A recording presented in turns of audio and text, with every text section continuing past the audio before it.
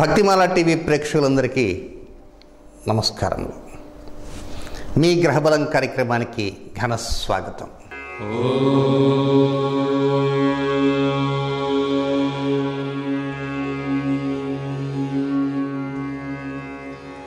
ఈ నెలలో ఖగోళంలో ఓ రెండు గ్రహాల యొక్క కలయిక జరగబోతున్నది. ముఖ్యంగా మీ గ్రహబలం కార్యక్రమంలో చెప్పేటువంటి విషయాల ద్వారా ప్రేక్షకులు చాలా వరకు జ్యోతిష్ శాస్త్రానికి సంబంధించిన అంశాలు ఏవైతే ఉంటాయో వాటన్నింటినీ కూడా స్వల్పంగా ప్రారంభించి కొద్దిగా నేర్చుకొని ప్రతి ఒక్కరూ కూడా ఒక జ్యోతిష పండితులు కావాలన్నదే నాకు ఆకాంక్ష. మనకు మొత్తం ఎన్ని రాసులు ఉన్నాయి? 12 రాసులు ఉన్నాయి. మేష, వృషభ, మిథున, కర్కాటక, సింహ, కన్య, తుల, వృశ్చిక, ధనస్సు, మకరం, కుంభం, మీనం. ఈ విధంగా 12 రాసులు ఉన్నాయి. అయితే మొట్టమొదటి రాశి ఏమిటి? మేషరాశి. 8వ రాశి వృశ్చిక రాశి. కనుక ఈ మేషరాశికి వృశ్చిక రాశికి ఈ రెండు రాసులకి అధిపతి కుజుడు, కుజగ్రహం. ఆ గ్రహాన్నే అంగారక గ్రహం అని కూడా మనం పిలుస్తుంటాం. అయితే ప్రస్తుతం ఈరోజు కార్యక్రమంలో ఈ కుజుడు రాహువుతో కలవబోతున్నాడు. ఎప్పుడు కలుస్తున్నాడు? ఎంతసేపు ఉంటాడు? ఆ సమయంలో ఉండేటువంటి పరిణామాలు ఏమిటి? జాతకులు ఎలాంటి జాగ్రత్తలు తీసుకోవాలి? మరి పర్టికులర్గా ఒకే నక్షత్రంలో జాతకులు తీసుకోవాలన్నా మరి అందరూ తీసుకోవాలన్నా అనేటువంటి అంశాలు కూడా మనం తెలుసుకోవాలి. మేష వృశ్చిక రాశులకు అధిపతి అయినటువంటి కుజుడు వృశ్చిక రాశిలోకి ప్రవేశిస్తున్నాడు. ఈ నెల 28వ తేదీ రాత్రి 8:45 వృశ్చిక రాశిలోకి ప్రవేశిస్తాడు. అంటే ప్రస్తుతం కుజుడు ఎక్కడున్నాడంటే తులారాశిలో శనితో సంచారం సాగిస్తున్నాడు. కానీ అంతకుముందే వృశ్చిక రాశిలో రాహు ఉన్నాడు. అంటే ఈ రాహుగ్రహం, ఈ కుజుడు, ఈ రెండు గ్రహాలు కూడా పరస్పరము శత్రుత్వం ఉన్నటువంటి గ్రహాలు. అంటే కుజుడు వృశ్చిక రాశిలో ప్రవేశించిన కొద్ది సమయంలోనే రాహు దరిదాపులకు వెళ్ళిపోతాడు. మరి రాహు దరిదాపులకు ఎప్పుడు చేరతాడు అని తెలుసుకోబోయే ముందుగానే కుజుడు ప్రవేశ తేదీ 28వ తేదీ రాత్రి 8:45 వృశ్చిక రాశి ప్రవేశం. మరి వృశ్చిక రాశి నుంచి బయటికి వెళ్ళిపోతాడు కదా ఏదో ఒక రోజున. అది నవంబర్ 9వ తేదీ ఉదయం 9:40 వృశ్చిక రాశి నుంచి బయటికి వెళ్ళిపోతాడు. అంటే టోటల్గా సెప్టెంబర్ 28వ తేదీ రాత్రి 8:45 నుంచి నవంబర్ 9వ తేదీ ఉదయం 9:40 వరకు వృశ్చిక రాశిలో కుజగ్రహం సంచారం సాగిస్తూ ఉంటాడు. రాహువు కూడా అదే రాశిలోనే ఉంటాడు. కానీ ఈ రాహువు ఆ కుజుడు ఒకే బిందువులో కలుసుకోబోతున్నారు. ఒకే బిందువులో ఏ రోజు కలుసుకోబోతున్నారు అంటే అక్టోబర్ 2వ తేదీన. ఆ రోజే జాతిపిత మహాత్మా గాంధీ జన్మదినం అక్టోబర్ 2. అక్టోబర్ 2వ తేదీన ఖగోళంలో కుజరాహువులు ఒకే బిందువులో కలుసుకోబోతున్నారు. అయితే రాహువు వృశ్చిక రాశిలో విశాఖ నక్షత్ర 4వ పాదంలో సంచారం సాగిస్తున్నాడు. కుజుడు విశాఖ నక్షత్ర 4వ పాదంలోకి 28వ తేదీ రాత్రి 8:45 ప్రవేశిస్తాడు. ఆ విశాఖ నక్షత్రాన్ని వదిలివేసేది 3వ తేదీ మధ్యాహ్నం వదిలేస్తాడు. కానీ విశాఖ నక్షత్ర ప్రవేశం నుంచి విశాఖ నక్షత్రం వదిలివేసే మధ్యకాలంలోనే అక్టోబర్ 2వ తేదీ రాబోతున్నది. అక్టోబర్ 2వ తేదీ పగటి సమయంలోనే కుజరాహువులు ఈ రెండు గ్రహాలు కూడా కలయిక జరగబోతున్నది. అది అసలు విషయం. మరి కుజుడు మన శరీరంలో ఉండేటువంటి రక్తానికి కారకుడు. రుణ, రోగ, శత్రు సంబంధమైనటువంటి అంశాలు ఏవైతే ఉంటాయో అలాంటి అంశాలు విపరీతంగా పెరగటానికి కానీ తగ్గటానికి కానీ ఈ కుజగ్రహం యొక్క స్థితిని మనం జ్యోతిష్ శాస్త్రంలో తీసుకుంటూ ఉంటాం. ఇలాంటి సమయంలో మనం ముఖ్యంగా కొన్ని విషయాలు తెలుసుకొని ఆ తర్వాత దీని ప్రభావము 12 రాసుల వారి మీద ఉంటుందా అని ఒక్కసారి ఆలోచిస్తే వాస్తవంగా దీని యొక్క ఫలితాలు 12 రాసుల వారి మీదే కాదండి, ప్రపంచ స్థితిగతుల మీద కూడా ఉంటూ ఉంటాయి. సంఘర్షణలు సహజంగా కుజరాహువులు 2 గ్రహాలు కూడా ఒకే బిందువులో కలిస్తే అక్కడ ఒక సంఘర్షణ లాంటిది చెలరేగుతూ ఉంటుంది.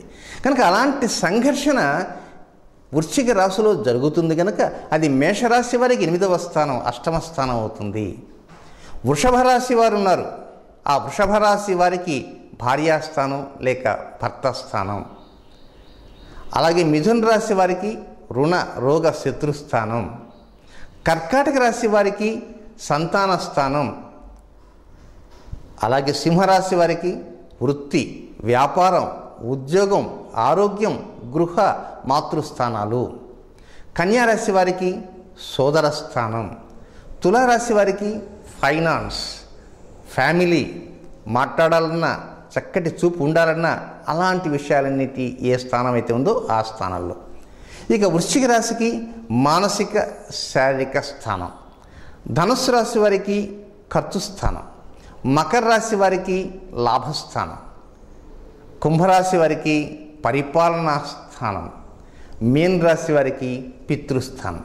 కనుక ఒక్కొక్క రాశికి ఒక్కొక్క స్థానంలో ఈ గ్రహస్థితి జరుగుతుంది కనుక ముఖ్యంగా విశాఖ నక్షత్రంలో ఈ కుజుడు రాహు 2 గ్రహాలు కలుస్తున్నాయి కనుక ఆ కలిసిన తేదీకి ముందు వెనకలలో అంటే 28వ తేదీ రాత్రి 8:40 నుంచి 45 నుంచి 3వ తేదీ మధ్యాహ్నం 3:18 వరకు ఉన్నటువంటి కాలంలో ప్రతి రాశి వారు జాగ్రత్తలంటూ తీసుకుంటూ ఉండాలి.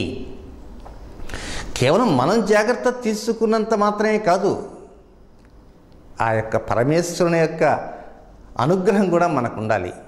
మహాకాళి, మహాలక్ష్మి, మహాసరస్వతి యొక్క అనుగ్రహం మనకు ఉన్నప్పుడు మాత్రమే మనం ముందుకు వెళ్ళగలం. అందుకే లలితా సహస్రనామాలలో మనకు స్తోత్రం ఉంది కదా, లలితా సహస్రనామ స్తోత్రం. ఈ లలితా సహస్రనామ స్తోత్రంలో 60వ శ్లోకం ఉంది. ఏమిటి? నెంబర్ 60వ శ్లోకం ఏమిటంటే చరాచర జగన్నాథ చక్రరాజ నికేతన. చరాచర జగన్నాథ చక్రరాజ నికేతన. ఇది 60వ శ్లోకంలో మొదటి లైన్ మాత్రమే. అంటే 2 నామాలు ఉంటాయి. ఆ 2 నామాలు మనకు లలితా సహస్రనామాలు ఉన్నాయి కదా మొత్తం.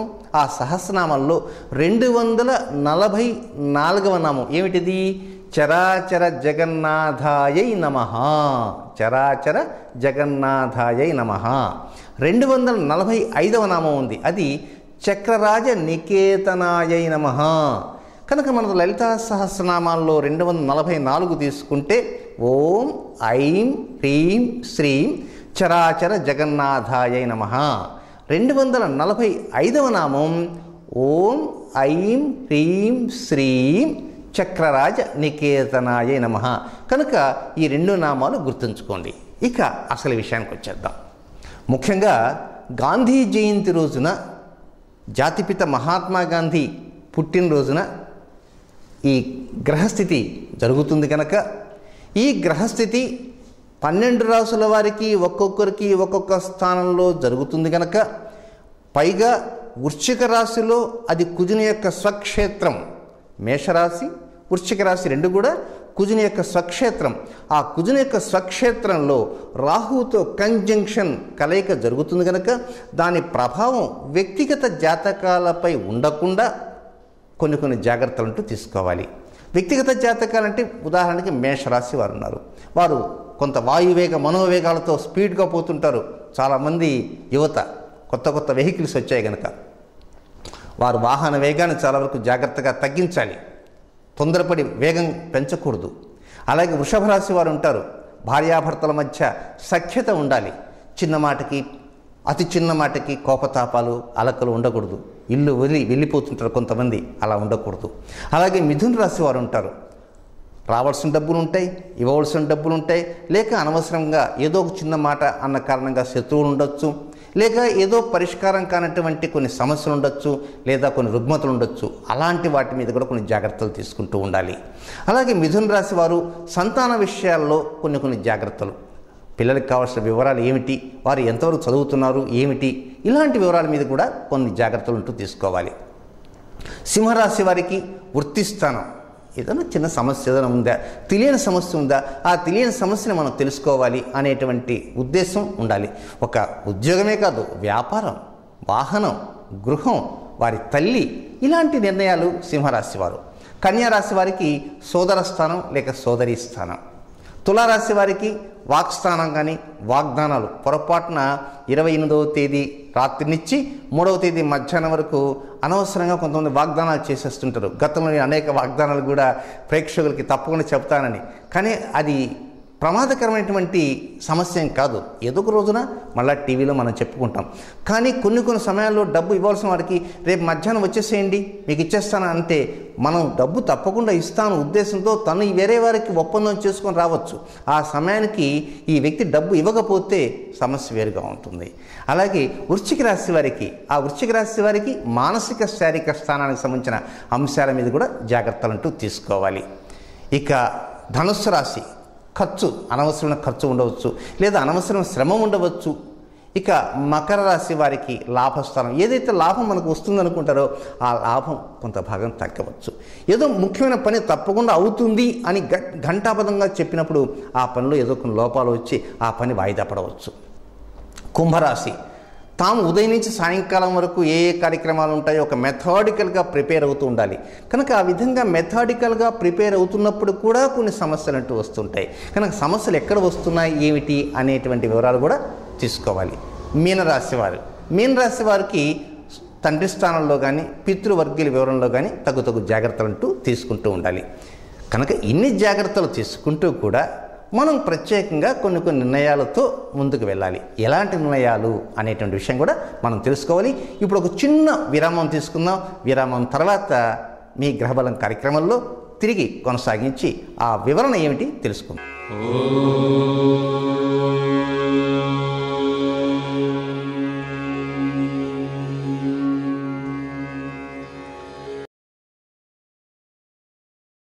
గత 20 సంవత్సరములుగా ఆయుర్వేద వైద్యంలోను మరియు వివిధ రకాల ఔషధాల తయారీలోను అనుభవం గల వైద్యులు డాక్టర్ ఎంబీఆర్ కామేశ్వరరావు గారు. Surabhi Ayurveda Chikitsalayam, plot number 134, CIFL colony, east Anandbagh, Safilguda, Hyderabad 5,47,000. సంప్రదించాల్సిన ఫోన్ నంబర్ 040272449293. మీలో ఎవరైనా రెటీనాకి సంబంధించిన సమస్యలతో బాధపడుతున్నారా? లేజర్ ట్రీట్మెంట్ చేయించుకున్నా, కంట్లో ఇంజెక్షన్లు తీసుకున్నా చూపు మందగించిందా? అయితే ఏమాత్రం ఆలస్యం చేయకుండా వెంటనే సంప్రదించండి Sanjeevan Netralaya retina care centre.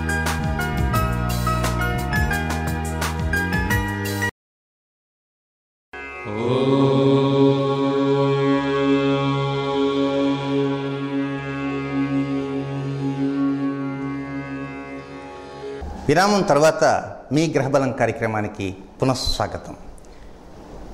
ఈ సృష్టిలో ప్రతిదీ కూడా ఒక నియమాన్ని అనుసరించే చెలిస్తూ ఉంటుంది. గ్రహాలు ఉన్నాయి కదా, ఈ గ్రహాలు భూమి తన చుట్టూ తాను తిరుగుతూ సూర్యుని చుట్టూ తిరుగుతూ ఉంటుంది. కనుక ఇవన్నీ కూడా ఒక చక్రము. ఆ చక్రము తన చుట్టూ తాను తిరుగుతూ సూర్యుని చుట్టూ తిరుగుతూ ఉందంటే ఇలాంటి కొన్ని ఈ తిరిగేటువంటి వాటి సమూహమే చక్రభ్రమణము అంటుంటాం.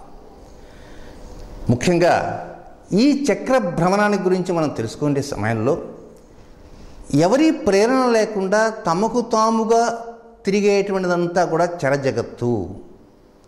ఒకరి యొక్క సహాయంతో కానీ లేక ప్రేరణతో కానీ తిరిగేటువంటిది అచర జగత్తు. చరజగత్తు, అచర జగత్తు. కనుక ఈ చరజగత్తు, అచర జగత్తు ఈ రెండింటినీ కూడా ఒక చైతన్యం కలిగించేటువంటిది ఒకటి ఉంది. అదే జగన్నాథ.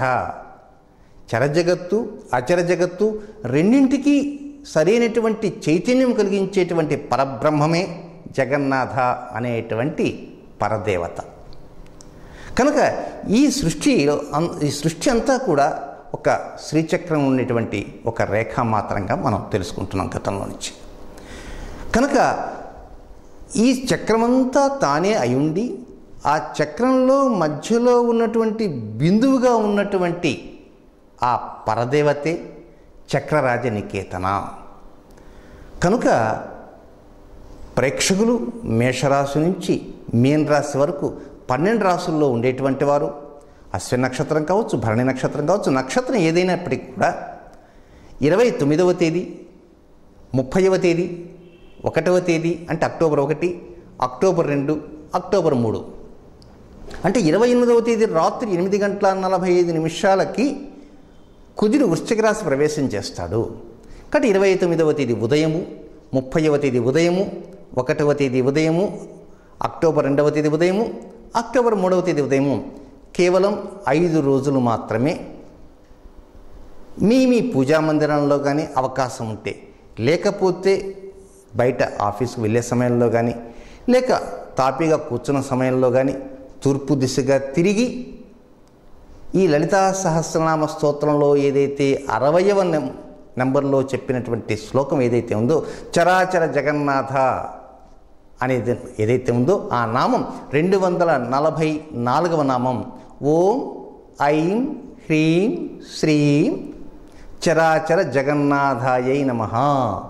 245వ నామం ఓం ఐం హ్రీం శ్రీం చక్రరాజ నికేతనాయై నమః.